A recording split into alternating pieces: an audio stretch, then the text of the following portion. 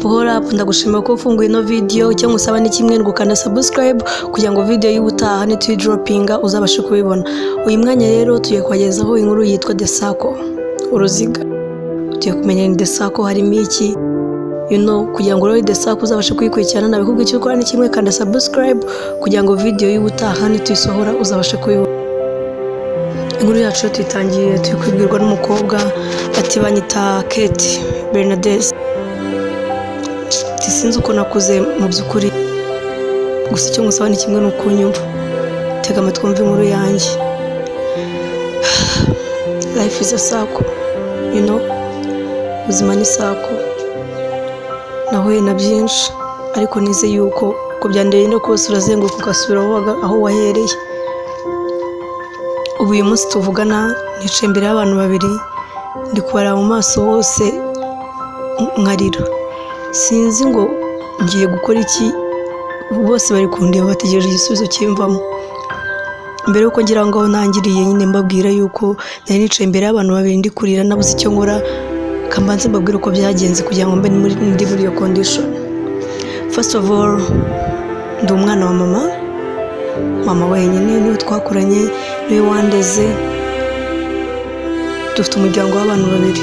Mama wanjye yakoraga uko ashoboye kose kambonere buri kimwe, yanyambikaga neza, yishyuraga ibigo bihenze, nanjye nkabibona ko mama nkunda pe. Ako kanya rero nari nicaye muri saho mfite agatabo ndi gusoma. Maze iminsi nta gatabo mu classmate wanjye yamaye karyoshye pe. Maze iminsi nkaharaye nabona cyo ndi gukora ngahita ngafata ngakareba, kandi gusoma naryoheye cyane natwawe. Mama itazavuye ku kazi sinanabyumva ko yaje, arafungura urugi injira muri chambre ye, abona ntabwo murebye ahita aza, Kitty are you okay? Oh mom, waje ryarese uzi ko nabi ngwino wicare. Makusa nk'unaniwe se kamuzanira amazi. Ngiye mfata ikirahure ndagenda musukira amazi ndamuzanira, aranywa ahita mwati akoze mukobwa wanjye. Ati mama umunsi wagenze ute? Umunsi bari muremure just ariko ngo meze neza ngo. Ndamwata okay, ndabyumva ko agize umunsi muremure nyine genda uruhuke kugira ngo akazi kejo uzabashe gukora. Wowe se umunsi wagenze ute ko mbona nubwo uri gukora mu homework bimeze bite? Na homework dufite ubwo nefite agatabo ndi gusoma. Ngati ngo hano umukobwa wanjye. Ndamwegera aramubera aramwati urabizi ko mukunda, cyumbabarira witware neza, imbara umeshe shema kandi n'ubundi nerishema mukobwa mwiza. Numva mfite umwana yo ngubona imbere y'amaso yanjye. Naramurebye ndaseka aramwati mama alright nenda gukunda tuvuye muri urwo rugo rero tugaruke mu rundi rugo rukize bigaragara nyine ko nta kihabuze. Hari abana babiri b'abakobwa bicaye barimo bariga, ariko nyine bari kugaragaza ko bari kwiga ariko ntabwo bari kwiga muri make. Bafite telefone n'amakayi ku ruhande, bari kureba indirimbo. Umwana indirimbo atuvuga ati Diana reba uziko ya ndirimbo yasohotse.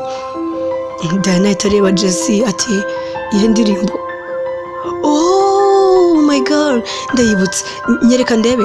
Agiye kwita afungura video, mama wabo baraje bahita bisha telefone vuba barambura amakayi n'abaye barimo bariga cyane muri t.kivumbi. Mama wabo yaravuye ku kazi yaciye ku chambre yabo arabareba ati bonsoir mon fils.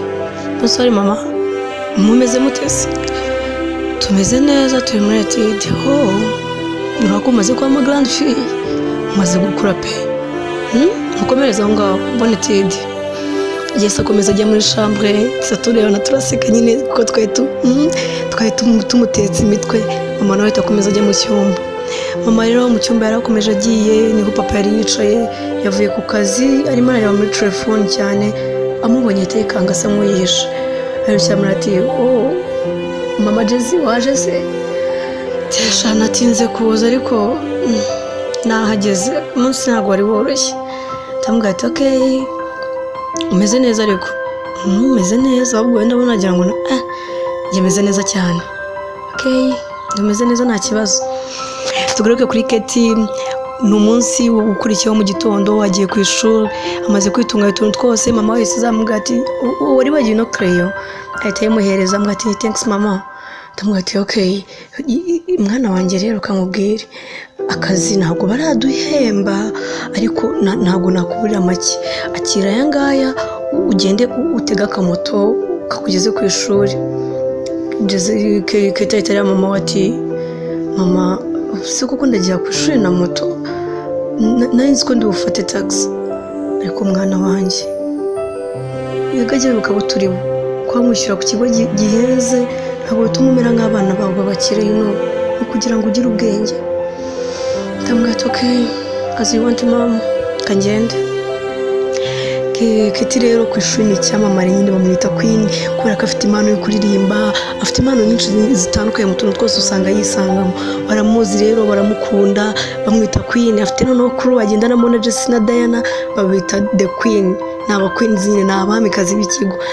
Ntabwo yatumye moto imugeza ku ishuri neza, yegejeje ku ruhande kure y'ikigo kugira ngo nyine atagira umuntu umenya ko yaje kuri moto. Umu queen yageze ku ishuri asanga baramutegereje ba Jesse na Diana, bo babaje n'amamodoka y'iwabo bakabaparika aho ngaho bagahagarara bagategereza ko Kate nawaza. Bahita baza bamuhobera, umeze ute se? Meze neza. Jesse are you okay? Ahubwo se ubona ka make up se? Diana ati ndakubona. Bahita bavuga ati umva kadukomeze tugende class, siko amasaha yageze. Bataragenda Diana ahita akuramo amatike 3 arabereka ati reba. Kate ahita areba ati icyo ni iki? Ticket. Amatike y'iki? Ntabwo siko muri Africa Friday.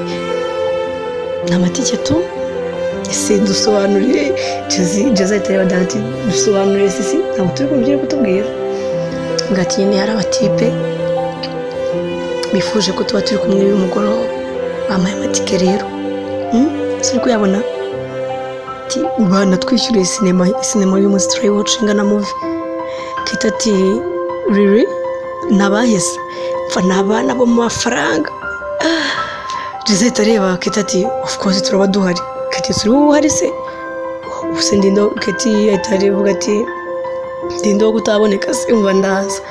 Gusa Kate nubwo avuze ngaraza ku mutima arimo atekereza ati amatike y'abakungu ibintu gusa nyine kugira ngo atagaragara buri shemdi ku bandi ahita akomeza arikomeza barazamuka bajya muri class. Sasa rero ni mu masaha 12 yageze mu rugo arimo atunga utuntu twose yahishije yakoze uduki twose neza cyane. Ahita yinjira muri chambre bigize nka saa 9 z'ijoro, ahita atangira kwambara imyenda y'ikirori, imyenda nyine yo kujyana ahantu nyine wasohokana n'umuntu of course.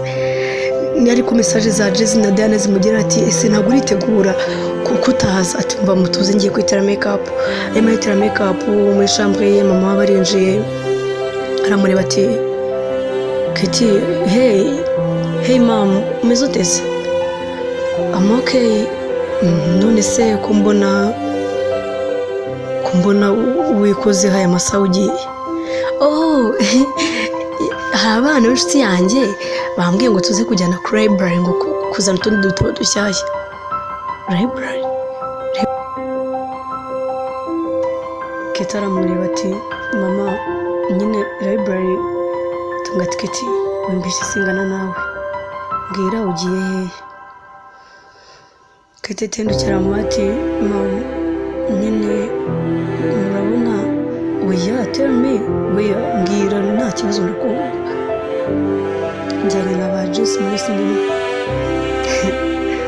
Jesse muri sinema ubwira ikintu kimwe se ntabwo uri bujye, but now mbivuze ko ntabwo uri bujye ute naho uri bujye.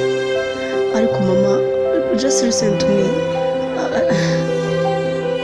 None se ndica gahunda y'abandi bana abayibana naho uri bujye kandi nta kintu bavugana nawe. Ariko episode yacu ntabwo yarangiriye ya mbere, kugira ngo utazacika episode ya kabiri ya desako uruziga story yacu turi kubabwira aka kanya. Subscribe ubundi ibindi tugakomeza. Share up.